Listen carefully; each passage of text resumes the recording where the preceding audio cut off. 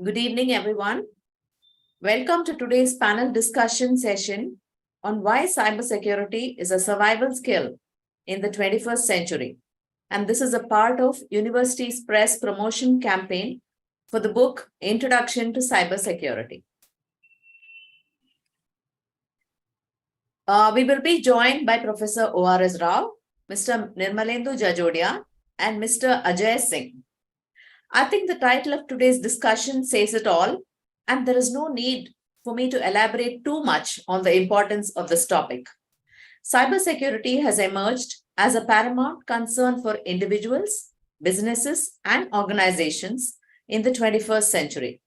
The escalating reliance on technology, coupled with the surge in cybercrimes and attacks, leaves us vulnerable.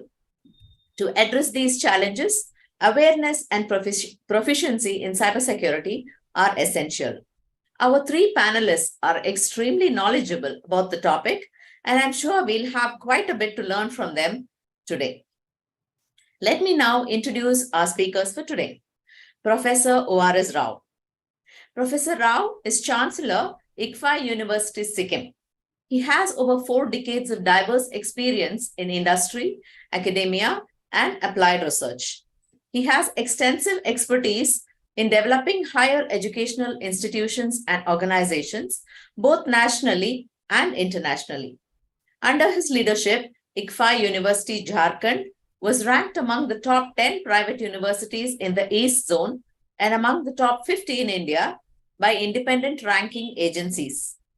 The university was ranked among the top 10 in India for quality of education by the Times Higher Education 2021. He has been honored by the Ramakrishna Mission Ashram for his efforts in inculcating values among students. He has also been the recipient of a number of awards of excellence in educational leadership, including the Golden Aim Visionary Vice Chancellor Award and Award for Outstanding Contribution to Higher Education. Mr. Nirmalendu Jajodia. Mr. Jajodia is an advisor on technology and corporate management, specifically within the realm of financial technologies. His insights are drawn from his involvement with startups and established entities in this sector. He is on the Technology Advisory Committee of a clearing corporation and an energy exchange. He is a director of Resolve Diagnostics Private Limited, a medical diagnostics startup devising molecular tests for healthcare. Immediately before this, he was Chief of Technology and Operations, CTO and COO at National Commodity and Derivatives Exchange.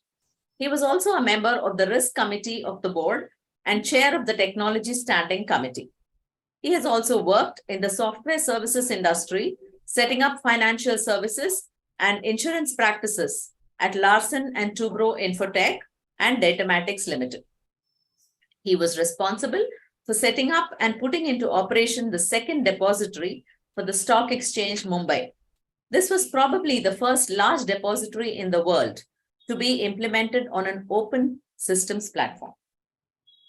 Mr. Ajay Singh. With over 35 years in the IT industry, Mr. Singh brings a wealth of experience to the table.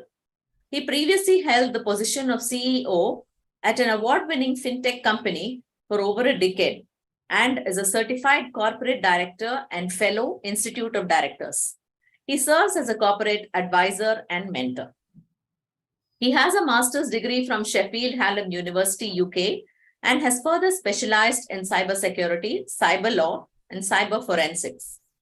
Mr. Ajay Singh is the author of Introduction to Cybersecurity, brought out by Universities Press. He has authored other books on cybersecurity as well. Mr. Singh is an award-winning finalist at the International Book Awards American Book Fest 2022. He is a member of the Academic Advisory Board of the Pace University, Seidenberg School of Computer Science and Information Systems, New York, member of the Board of Studies, Faculty of Science and Technology, ICFI University, Jharkhand, member of IEE Committee on Cybersecurity for Next Generation Connectivity Systems. He is also a visiting faculty for cybersecurity at leading management institutes. I thank the panelists for joining us this evening. I now invite Mr. Ajay Singh to initiate the conversation. Thank you, Dr. Geeta. A very warm welcome to our panelists of the day, Professor Rao and Mr. Jajodia, both of whom bring a wealth of experience and knowledge, not only about this subject, but their overall experience in industry and academia. I welcome them. I also welcome all the participants who have taken their time out to join this session today. Because for me as an author, one of the biggest concern is that cybersecurity is something very close to my heart. I believe everyone in today's world needs to be aware, cybersecurity literate, and therefore, the more people who understand the challenges that are there, the risks that they face while being online, the better off we will be, and the safer we will be when we navigate the online world. With that, let us dive straight into why cybersecurity is absolutely critical for the 21st century. 15, 20 years ago, we would not have talked about the same thing in the same way because security issues were not top of the mind. I think over the turn of the millennium, we were more worried about Y2K than anything else. But the last 2 decades has made us literally scurry for cover, if I may say so, because of the cybersecurity situation and the evolving cyber threat landscape. Today, we will look at 6 key aspects with our panelists, and with their wealth of experience in industry and academia, we will see how being savvy in cybersecurity is a must for being safe and secure in today's digital world. I will be your moderator, providing some context for each question and getting our panelists' views to you on the same. So let me start with a fun fact. In early 2023, people around the world were spending an average of 6 hours and 40 minutes online. South Africa topped the list with about 9.5 hours and followed by Brazil. And India was about 6 hours on an average. But, these averages are not so revealing because probably if you divide urban and rural India, maybe we spend a lot more time online. And why are we glued to our screens? Simply because 60% of us look for information. After that, we are probably staying connected with friends and family. And we are looking at news and events around the world. And if we are working somewhere, then all our working time goes into answering emails, looking at handling various IT-related issues. So whether or not we like it, I think we are tethered to the internet 24/7 today. And it is fantastic for so many things. We realize that, but it also means we have to deal with cyber threats and risks which are lurking around the corner. Many of us are not aware of these risks and challenges.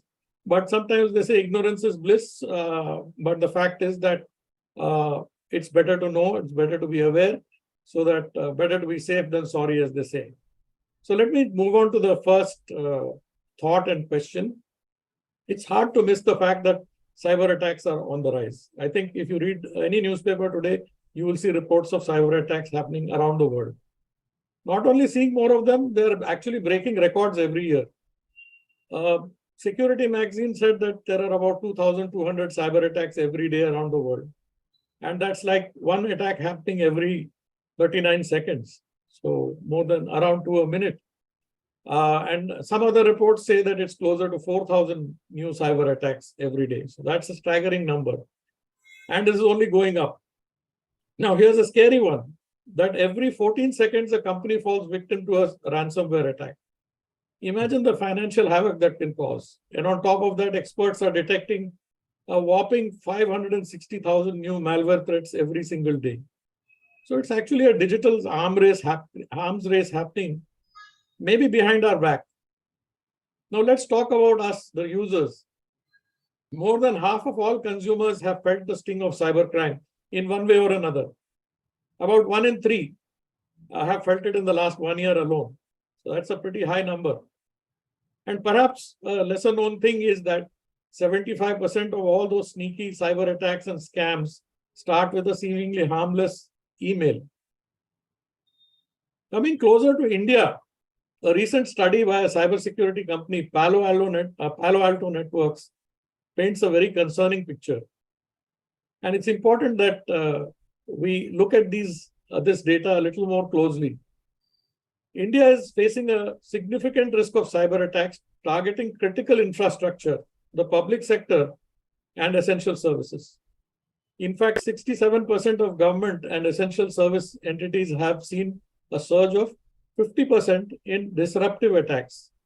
Focus on the word disruptive attacks. Industries like transport, manufacturing have taken a real beating.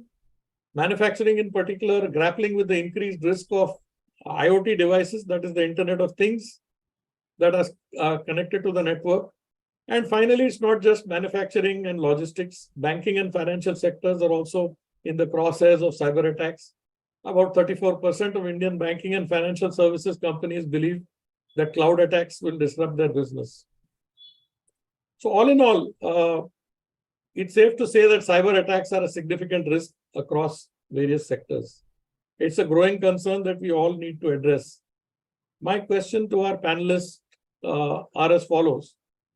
Does this call for a dramatic change in our attitude, prioritization, investments, and efforts towards enhancing cybersecurity?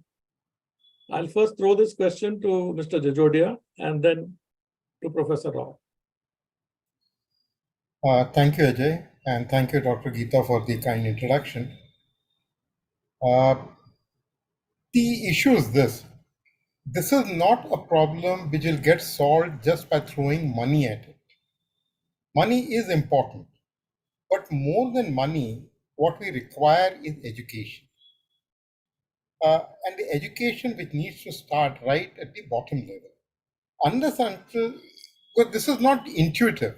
Somebody comes and picks your pocket, that's intuitive. You know that you should protect your money. But somebody comes, convinces you that he or she is somebody else, and convinces you to part with an OTP. What's intuitive about an OTP? There's nothing intuitive about an OTP. So what you end up doing is, by not completely understanding the processes that you are using, you are letting yourself become vulnerable to cyber attacks. Now, the only way you can take care of it is by making sure that you have a better understanding of the tools that you are using when you, let's say, log into a website, or even as simple as get involved in a social media messaging, or share your password, or check your bank balance. You are going through a fairly complex set of processes. Each one of it could be compromised. So you have to essentially practice what I would call cyber hygiene. And that is where the training issue comes in. You get taught at school to wash your hands. You get taught at college to not leave scraps of paper about. You get taught on the job that your password is very important and should not be shared. And there could be penalties associated. So this used to happen previously. Today, you need to start right at the bottom with probably the most complex things ever as to how do you protect your cyber identity. Now, for that, the country needs to build capacities. So we need to build our technical capacity, obviously. We need to build our legal capacity, which a lot of work is being done. And finally, we also need to build our enforcement capacity. Because crimes will get committed. But then once the crime gets committed, we need to be able to detect it and catch the criminals and enforce, bring them to justice. So these are issues which we need to develop our capabilities towards. Now, to develop these capabilities, you need to make the right investments either at the individual level or at the country level or at the corporate level. I'm coming to that, Mr. Jajodia, in a minute. But before that, I want to put this question to Mr. Rao because I'm coming back to what you're saying in my follow-up questions. So I want to take this question to Mr. Rao and get his views on this. The change in attitude, the prioritization are the two important aspects, and that I want you to throw some light on. Yeah. No, thanks a lot, Ajay. A very good evening to all the panelists, fellow panelists, Mr. Nirmal Jajodia, and thanks a lot to Dr. Geeta Dattatri to introduce us. And it's a very interesting and very challenging topic today. Going back to the introduction and the way the entire thing has started by Ajay, I'll just go back to that. because if we want to address this, we need to understand, where from the threats are coming and who are these threat actors. Only then we will be in a position to address that. Not only the number of the cyber attacks that are going up, but also the nature of the threat actors and the sources of attacks have been changing over the times. I do agree with Ajay that maybe something like a couple of years back, the kind of the threats used to be malware and emails and that kind of stuff and passwords. But now the things are changing in a big way. So as per the recent Forrester report on the cybersecurity, this was released just a few months back. Out of the top 5 threats, cyber threats in 2023, 3 out of these threats are in the emerging areas, not the traditional areas. What are the emerging areas? The first thing is the AI deployment. All of us now in the last few months, since November 2022, we are all getting addicted to ChatGPT. We started with ChatGPT 3.5, now 4, and everybody is subscribing, and we believe that that's going to answer all the questions, starting with answers to questions, going up to any manufacturing that is there. The first, he says that the first source is going to be the AI deployment like a ChatGPT.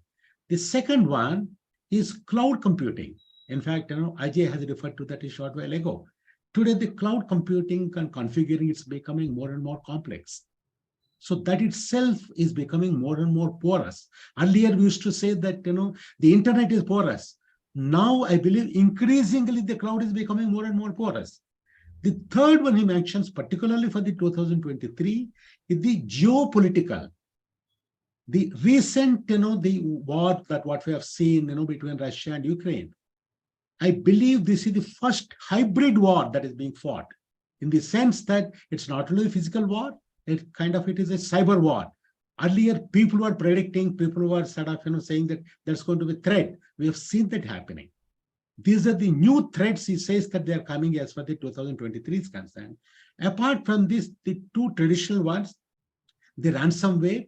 Second one, they call it as social engineering. That is essentially, what we talk of emails and whatnot, how we whether it is social media networks and whatnot into that. And, the cyber targets today, earlier it used to be individuals. Now they are physical infrastructure. That's what we've been seeing. Similarly, the financial institutions, defense, and then the citizens. If you look at the Indian market, I do agree with Ajay that we are talking of average 6 hours. The 6 hours, possibly another factor you got to multiply is India, the netizens are 800 million, 80 crores. Yeah. You got to multiply 80 crores with the 6 hours. Yeah. If you compare this world over, then the dimension becomes totally different. Absolutely. It becomes the second largest what you call a vulnerability in the world. First are the second largest into that. Here, if you look at in the last 3 years, the cyber threats in India, they have gone by 3.5 times. The number of cyber attacks reported. I'm not talking of the threat that have happened. It was 3 years back, it was 4 lakhs. This is an answer that has come from a parliamentary a question in the parliament itself. For the 2022-23, it is 14.5 lakhs. That is more than 3.5 times. It includes public sites like All India Institute of Medical Sciences, IRCTC, the site that is largest visited by Indian citizens into that. As per India's yesterday's newspapers, this is a very startling news. About 50% of the cyber frauds in finance, that is about 1 lakh of cases in 2020-23, they are linked to UPI. Today, from morning to evening, we transfer money through whether GPay, Phone Pay, whatnot into that. They are all going through the UPI. Most of us may not be knowing. What they are saying is 50% of the cyber threats in the finance, they are linked to UPI. And somebody that is responsible for government, they accept it. They said, yes, there are lots of ports that are there. We got to plug them into that. And this is a an area where August 2023, 15 lakh crores worth of transactions have taken place. That's where, like as far as the recent one is concerned, more than a lakh of threats were kind of, reported. Recently, I was talking to somebody in government. He told me that, sir, out of the kind of things that happen, hardly 10 to 15% are reported. Then see where is the problem. He said that, more than 90% they don't get reported because people ask a lot of questions into that. So why I'm highlighting all of this is, this makes it imperative for everybody, starting with the government, the private corporates, and the citizens. Every one of us sort of, is a party to that. It's not just limited to the individuals into that. I think that's what I want to bring onto the table to that. Thank you, sir. Thank you for your views, and I think you have highlighted both you and Mr. Jajodia have highlighted the threat factor that we are facing today in a very with a lot of numbers and data there, and therefore I want to move to the next question. And as far as our cyber defense preparedness is concerned, as a country, the Massachusetts Institute of Technology, MIT, in their technology review Cyber Defense Index for 22-23 has put India at number 17 position out of 20. Given that governments, organizations, and individuals have other concerns and priorities, has the time come for us to recognize that managing cyber risks is key to survival and growth? Let us talk about what's happening lately in the world of cybersecurity. It's not just personal data that the criminals are after anymore. They are causing chaos in hospitals, power grids, universities, and even messing with water supply centers. What's even scarier is that these cyber attacks can actually cause real physical harm. So therefore, the other thing is that cyber attacks are like a nosy neighbor peeping into your private life. The threat actors are actually watching you without you knowing them. It's an invasion on your privacy. We are all getting a bit jittery about how our data is being collected, who's doing the collecting, what are they doing with it. And we even get panicky when somebody says, our data is stolen, or heaven forbid, if our identity is stolen. So it's not personal stuff. Cyber attacks can create mess in a lot of things that are going around. Some smart researchers at the University of Oxford actually counted at least 57 different ways cyber attacks can affect individuals, businesses, and even entire countries. And we are talking everything from threats to life, causing stress and depression, to hefty fines and messing up our daily routines. So there are so many other ways. Coming back to again focusing on India, and there is a report which says that India, the US, Indonesia, and China are like hotspots for cyber attacks on government agencies, and they're gobbling up about 45% of the action in the second half of 2022. But here's the kicker, as Professor Rao just recently said, CERT-In, which is the cybersecurity watchdog in India, claimed around 13.91 cybersecurity incidents in 2022. But a Google executive is saying that that number is way unreported. It's more like 18 million cyber attacks every day in India. So obviously the amount of, the number of cyber incidents that are reported are far less than what is actually happening in our daily lives. And India has taken a beating, particularly in recent times. Indian government agencies like Oil India, Ladakh Power Grid, UIDAI, a bunch of other agencies. We can't forget the AIM cyber attack, which happened last year. And in that attack, 1.3 terabytes of data was taken away by the threat actors. And out of that had health data of 1 crore people and a lot of VVIPs and ministers and top people in the country, including the president and the vice president of India. So health data again is so important. Now, coming to the cost of cyber attacks globally, on an average, it costs about 4.5 million. But then it depends on what is lost. But our focus normally is more on the data that is stolen. But today, intellectual property is getting stolen. Patents are being stolen. Designs, confidential business plans are being stolen.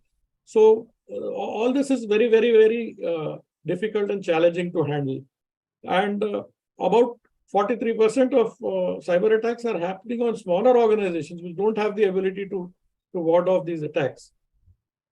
So my question is cybersecurity a top concern for Indian organizations today? Are they saying that security first, or are they saying business as usual, or are they saying we'll deal with it when we come to it?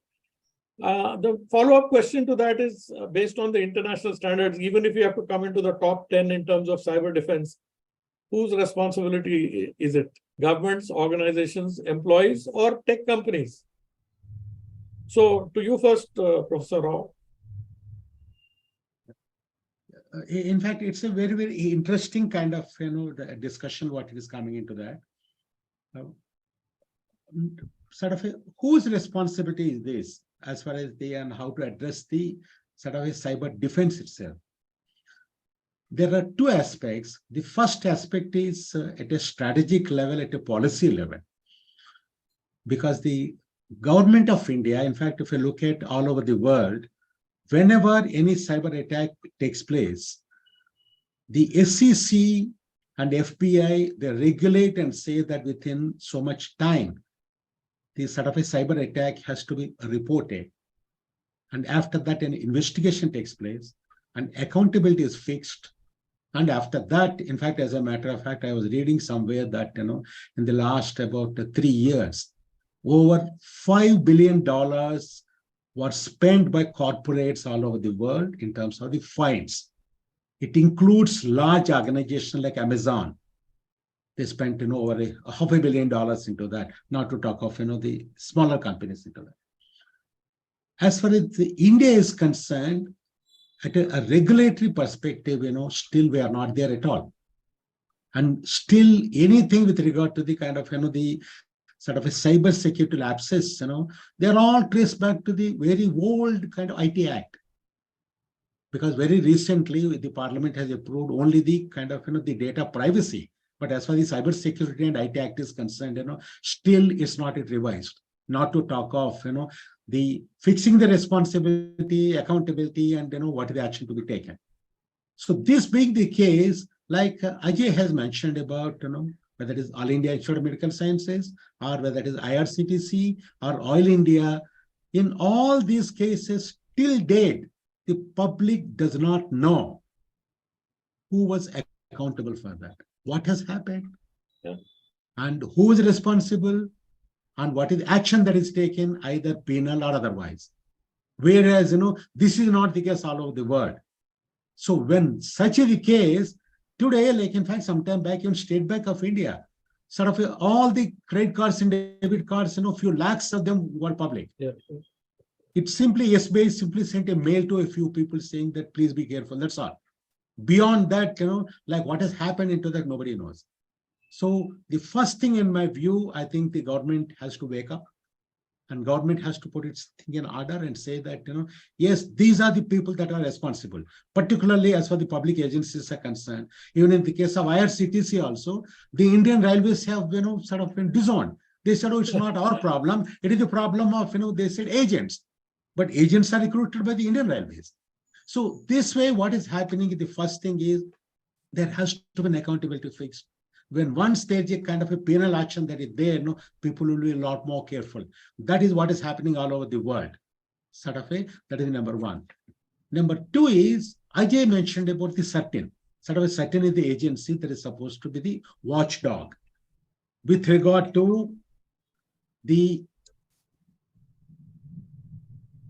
as far as the cyber attacks that are happening and reporting into the concern.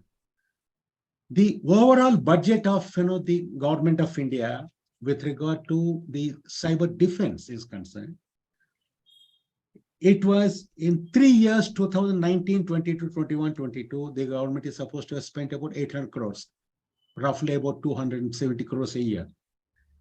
2022-23, the budget was 515 crores. Out of that, what was spent was less than 70%. And 2023, it was 625 crores. Out of 625 crores, the budget of CERTIN was 218 crores. And as per the parliamentary committee, something like only 60% was spent. Yeah. So this itself shows that while we talk a lot, while so many threats are happening, so many attacks are being reported, but somewhere on the ground situation is, number one, at a policy level, still we are not at it.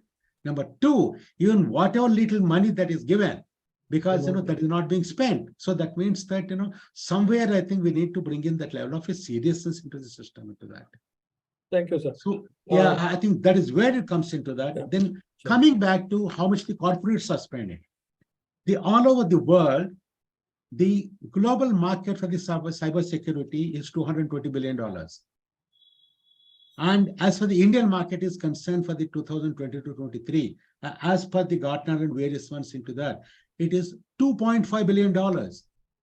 That means that our spend is, from the corporates, it is 1%. So here I presented from the government side, I also presented from the corporate.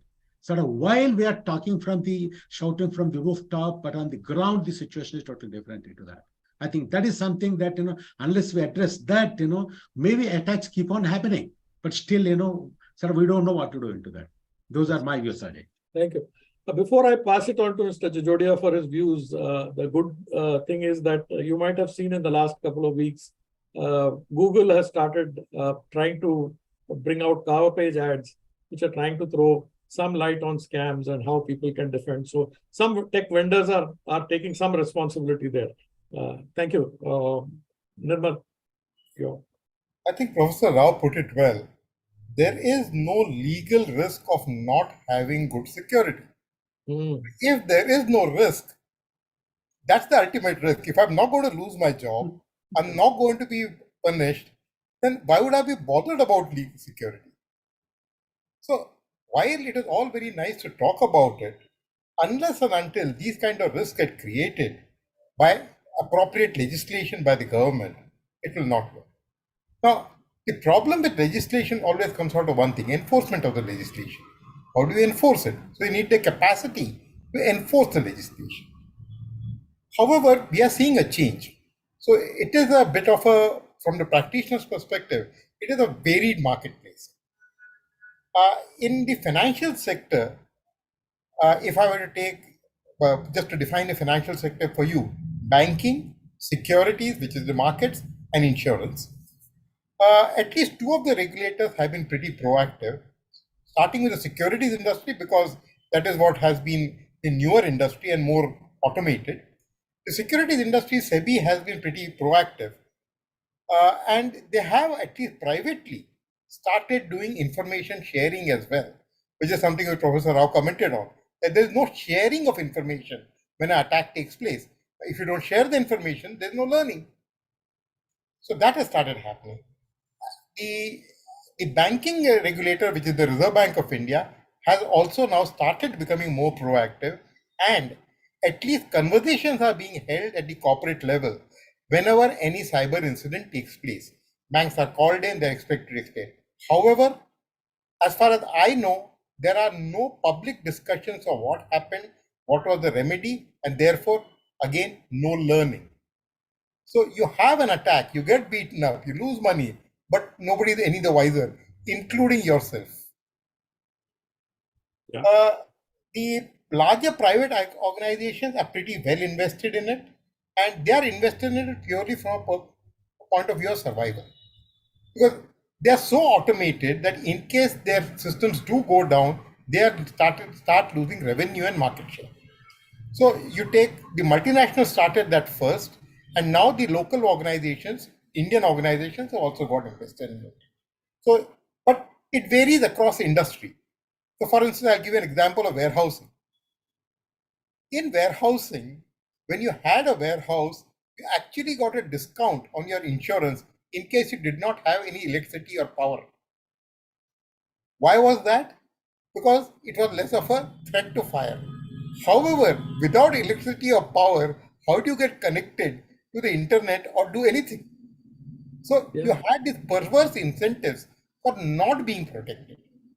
Those are slowly being moved off, and hopefully that will happen. About responsibility is a slightly tricky situation. We have this terrible habit of saying everybody should be responsible. Everybody can't be responsible, because if everybody is responsible, nobody is responsible. Please hold that thought. That thought is actually taking me straight away into my next question. and therefore I'm interrupting you. Sure. And my question is, regardless of your position in the organization, we all realize that if we train our employees well, it's a good return on investment. They will become cyber warriors. They will fight the war along with other IT department and security specialists, and you will increase. And there is a famous IBM study which says that 95% of all data breaches happen because of human mistakes and human errors. So we are by addressing the employee education problem itself, notwithstanding technology and other things, we can lessen our risks to a great extent, and we can reduce our damage if it happens. The question is, regardless of a position in an organization, should people be responsible and accountable for security? Professor Rao briefly touched on accountability.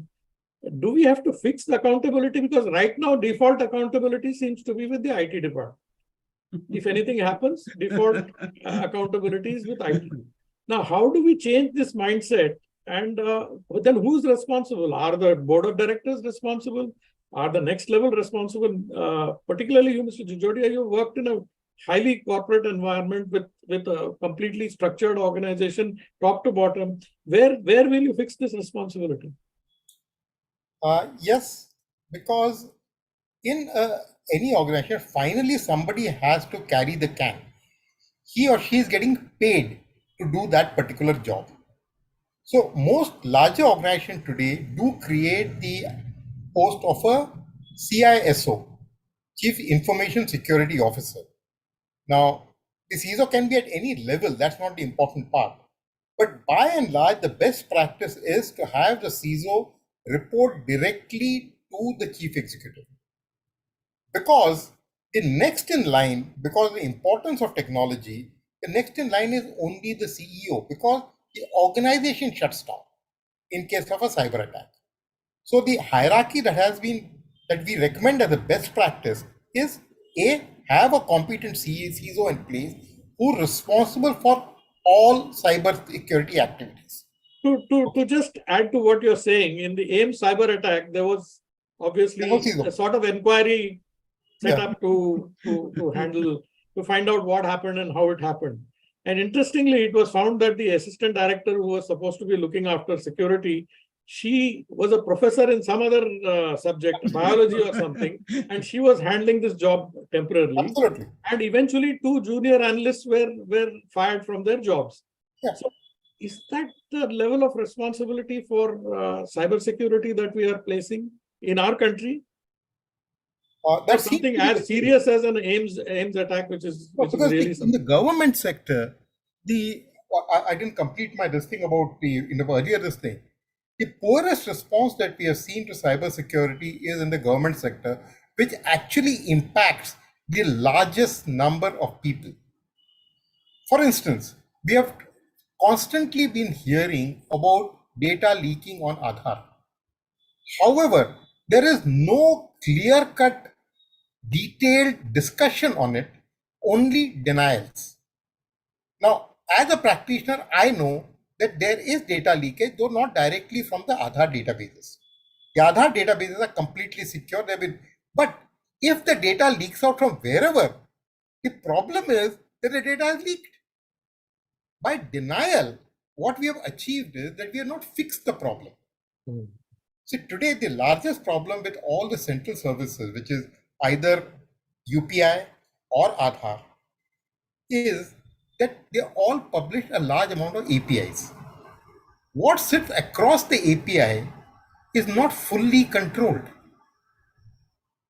And unless and until we take responsibility for the publication of APIs and their management, these issues will continue. So technically, you're right in saying that no, the cyber attack never took place on on UDI, the Aadhaar operator, but the data did get compromised because of the UPI. Somebody maintained that data. So by not openly discussing it, maybe post facto, not immediately, but at some point in time, if you don't discuss it, you're not going to learn. And that is the biggest problem that today, as a practitioner, I would face in the Indian scenario. And we have good examples. It's not as if there are no good examples. You have the government of Singapore when they had a banking outage. You have the government of Sweden when they had a banking outage. Denmark, in the US, Every time there's a major outage, it is discussed threadbare in public. Yeah, So I think you we are learn very, from it. either we are very secretive or ignorant or denial, in the sense of denial. I can see all the three shades My guess in is what it's a you're saying. combination. But I think I'll put denial right on top. And Professor Rao, just a short answer to this question. You have experience across public sector, private sector, and government organizations. Do you see any difference in the attitude and approach in these three, or are we similar in all three? See, as far as the private and private corporate is concerned, particularly because the business gets affected, a consumer confidence may get affected, and there could be certain financial losses, definitely we find the sensitivity with regard to in the corporates and private corporates, I find it is higher.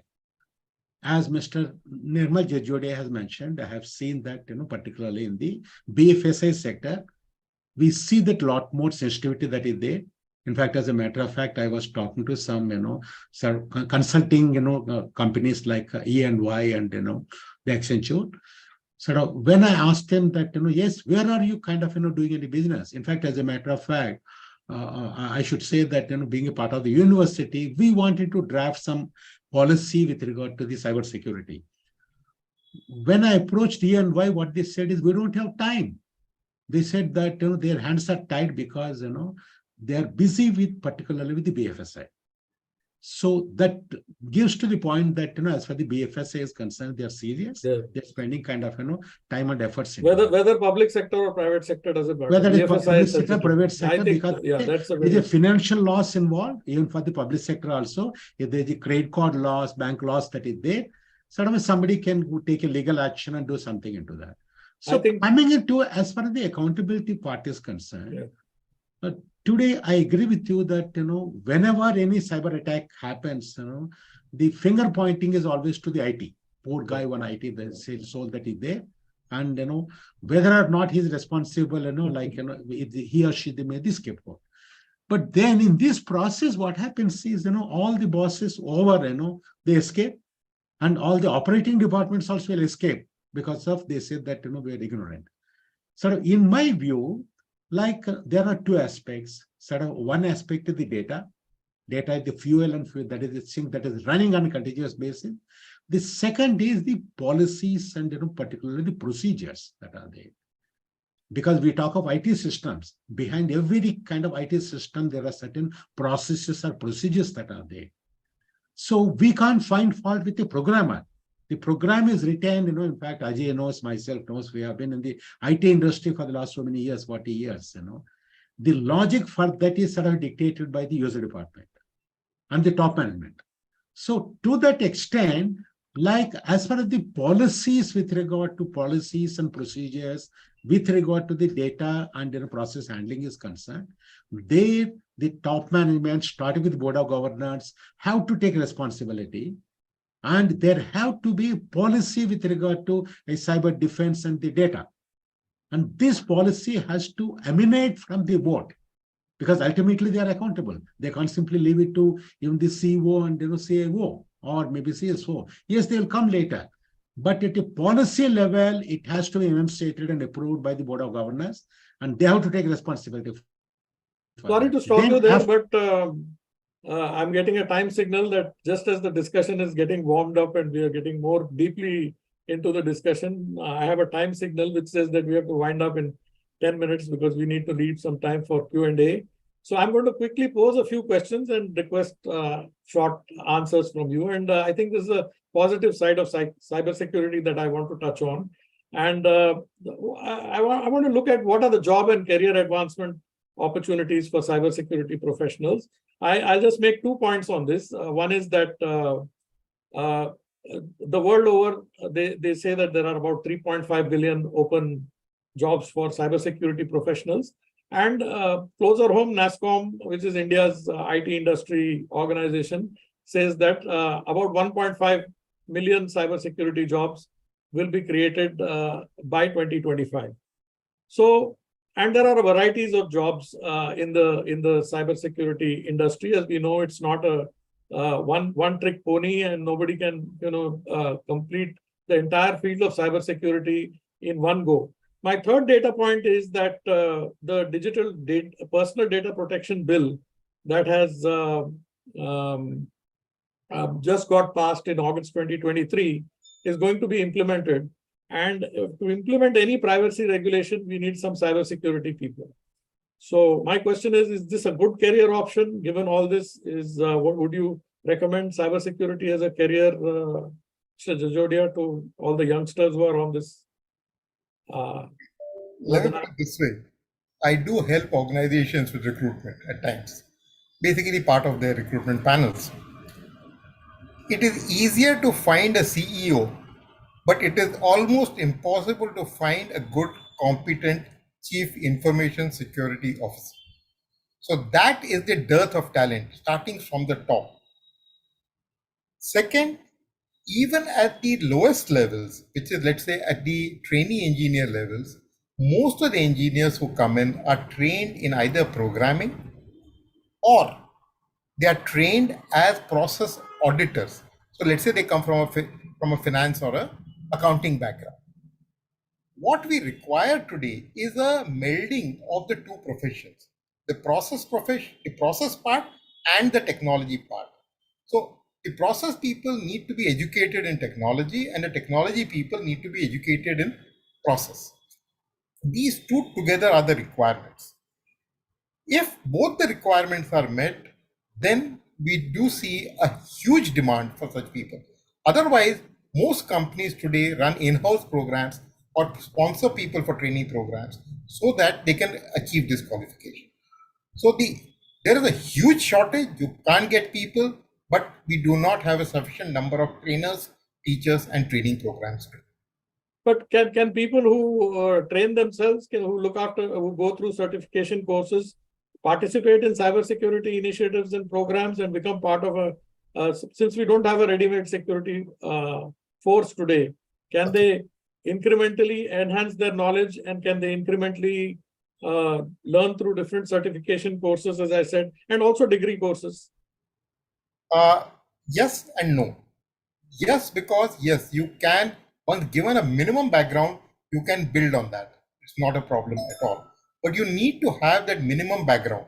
So for instance, I would say for the technology part, anybody with a network engineering background is good enough.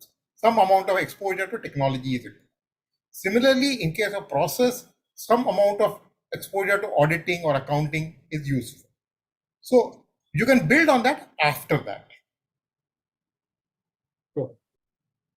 So, Professor Rao, we lost you briefly for a while. I'm sorry that I'm coming to the question that is most important of you, and this question has come from Mr. Jajodia to me. So therefore, I'm putting it across to you and not to him again, because he told me you're talking about cybersecurity education and degrees and this and that, and I also told him that UGC is now making it compulsory for introduction of cybersecurity in all streams across disciplines, at undergraduate and postgraduate levels and so on. But his question to me was, okay, it's coming in at university level, but today college school students and the K-12 as it's called, right from kindergarten to 12th class, those children also need cybersecurity education. So why should we start at undergraduate levels and postgraduate levels? Why don't we start at the K-12 level? Because they are also expected to attend online classes. They may be making payments. They are on social networks today. So should we not catch them young and train them in cybersecurity? And while the answer perhaps is yes, I want to ask you, what are the challenges to do this? I mean, do we have the teachers? Do we have the training? Do we have the facilities to start even at college level? Forget about the K-12 level. Yeah, no, Ajay, my answer to that is, yes, today, the participants, in the digital kind of, the environment, it starts from, the small children. They are going for the kindergarten school onwards, So to that extent, the cybersecurity and cyber defense, has to start there. There's no doubt at all. But at the same time, my view is sort of in the initial years, I think what is needed is to build an awareness. At least the children must know sort of do's and don'ts into that, Rather And than as- formal as- education, you're saying let it be informal, let it Yeah, be in the form of initially small it has inputs, to, yeah, but it has to multiple be, inputs. yeah, it could be formal, it can be informal. Initially, the level of education that is required at the children level is just as we are teaching them computers, we are teaching them what is internet. Along with the internet comes the kind of it's a cyber world. In the cyber world, one of the kind of aspects is the cyber security. So to that extent, the kind of today in all the schools they are teaching on computers, not only on computers, about the computers and then how to learn. Today, in fact, everywhere, like in fact, thanks to COVID, today all the learning, most of the learning has been sort of a digital through the learning management systems. Yeah. So to that extent, I think initially it has to be more in the nature of the awareness among the teachers, among the students. Then at the undergraduate level, I think it has to be more in the nature of skills, the formal thing, even though it is formal, at the earlier, it is a kind of awareness level. Second level is going to be skills. As you go into the post-graduation level, it is deeper skills. So that way, like if you are looking for professionals coming into that, yes, they have to come from the undergraduate level, like a BTech or BCA, or MCA or something like MTech into that, So to that extent, if you want to address the cyber world and cyber security, we need different types of warriors. The warriors, all of them need not be something like just like you take in the defense. Sort of, there are some people that won't fight out, in the battlefield itself, but there are a lot of other people that support them. So to that extent, if you ask me here, the fighting warriors that are there, the defense forces, they have to come from the tech people. They could be the BCAs and BTechs and MCAs and that kind of people into that, or a BSc computer science type of people. People that will be supporting them will be the people, sort of the BBAs and MEAs. These are all the people into the functional world. They need not know the technology bit, but these are the people that are there operating in various functions. So these are the people that are implementing. They are the people that support. Unless you get the support of the various functions and the management, these kind of a field warriors, what is that they can do? They take us into that. So to that extent, in my view, when we are talking of the education, it has to be multi-tiers. It is something like, school level, it is awareness level. At the undergraduate sort of a level, it has to be something like, some level of skills that are there. Then next you go into the deeper skills into that. And then sort of across this thing for the non-techies, people say that why the non-techies must be involved, because the non-techies are the users in the various departments. So to that extent, whether BBA, MBA, BCom, all of them must be there to that. Coming into the challenges, today the biggest challenge, if you ask me, is the teacher education, because it has taken quite a kind of efforts for the country to build that kind of a capacity with regard to the computers, computer education among the teachers. But now I should say that, yes, maybe it has taken possibly 1 or 2 generations. When I was there or you were there, at that time, still, the computer education in the schools, it used to be difficult. It used to be outsourced part of it, but now, it is taken for granted. Yeah. So the country has spent, efforts and time and money into that for the kind of, teacher education for that. Now, in a mission mode, I think we have to do it for the sort of a cyber security and cyber terrorism into that. Thank you, sir. It is possible to do that. And one, I think we need to have, course material for that. Yeah. And if you want to teach, the second is a teacher education that is required. And in fact, even in the universities, let me tell you that today, apart from having the cybersecurity as a course, today there are universities that are offering BCA cybersecurity, BTech cybersecurity, MCA cybersecurity, but still in these places also, still the faculty shortage is a problem. Thank you so much, Professor, for throwing light on this. Our discussion has probably overshot a little on time, but I think not on content. We've had a very rich discussion. And to your point that we need to get into a mission mode to address this problem, because cybersecurity, whether it's through formal education or informal education or self-education or awareness building, has to happen. And my book is an effort towards that. It is based on the UGC syllabus. So for teachers and for also students. There are presentations that come along with the book, which you can access on the university's press site. And with that, Dr. Geeta, I thank the panelists, but I would request them to stay on for some questions that may come from the audience. So over to you, Dr. Geeta.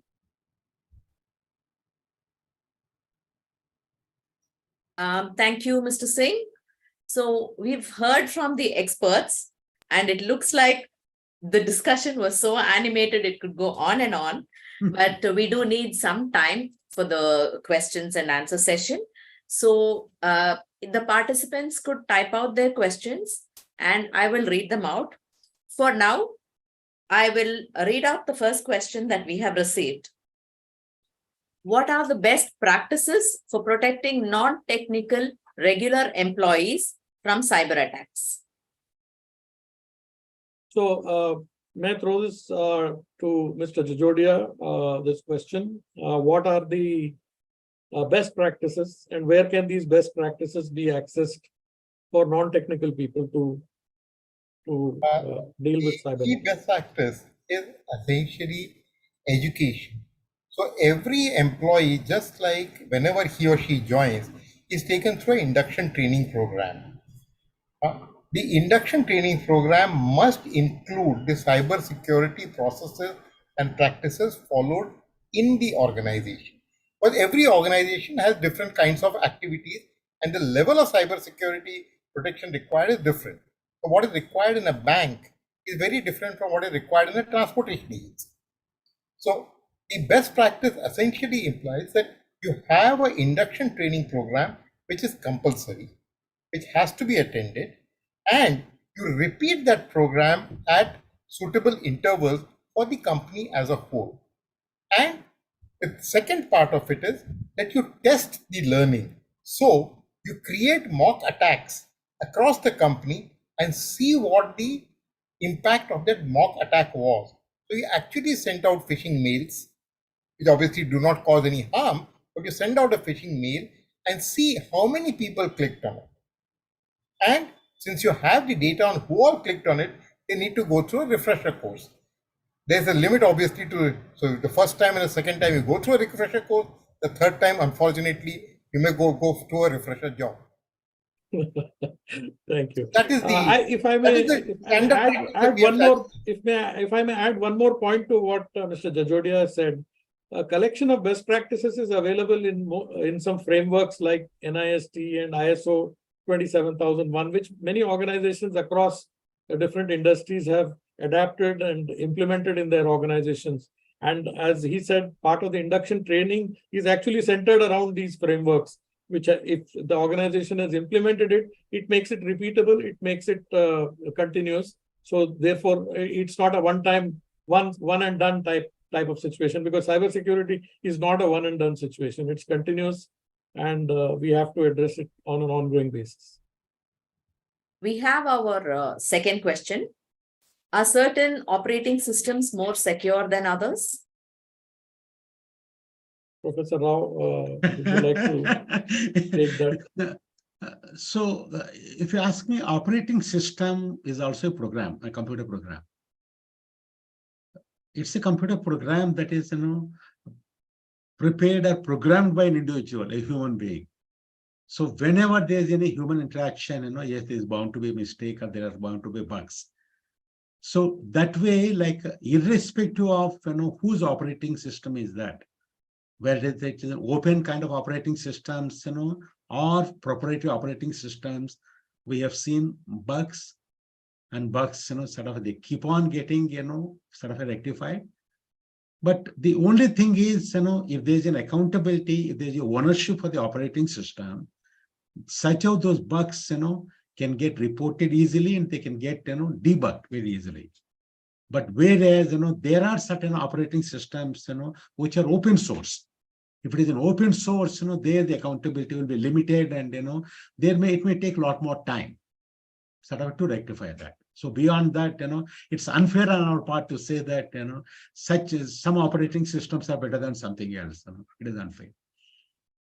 Yeah, and I think the one other takeaway from an operating system point of view is, as Professor Rao very rightly said, it's just another program. So it will have bugs irrespective. Some may have more, some may have less at any given point in time. But the key takeaway from is when you're using legacy operating systems which do not have vendor support.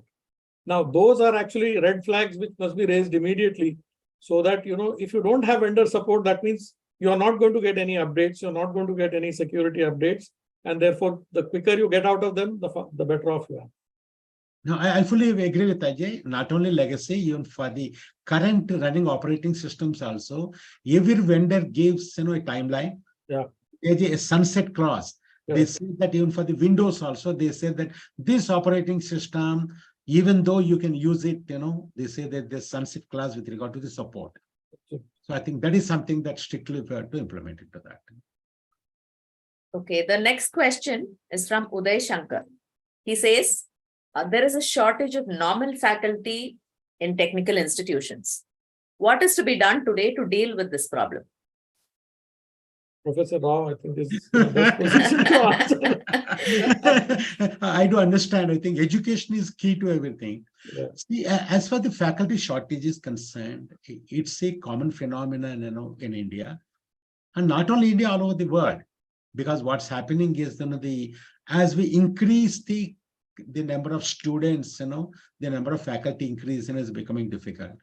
So there are a few ways in which we can address that is sort of having training more and more faculty and having the faculty development programs. And another kind of a novel way is, on how to use technology so that, if you've got very limited faculty that are there, sort of instead of limiting to the physical classroom there, sort of how can I kind of use them, through the digital media, using the educational technology, using the various infrastructure. Maybe you can try and see that it can be reached to more and more. Today, the technology permits that. Like, today, in fact, it is agnostic of the place and time. Wherever sort of somebody is sort of giving the lecture, maybe today all the others also can see that. I think that is possible. That is one way that we can address this problem that, earlier we were limited to a physical classroom and physical place. Now, when once you make it, something like, learn anywhere, anytime. When once you get into the paradigm, then, at least we have to open up our minds. When once we do that, yes, I can listen to anybody from anywhere. So to that extent, their one faculty can address so many hundreds and thousands. Mr. Jajodia, you had a point to make. Yeah. See, we all love free markets. We all love capitalism. But then my question is, why do we not compensate teachers who are so important properly?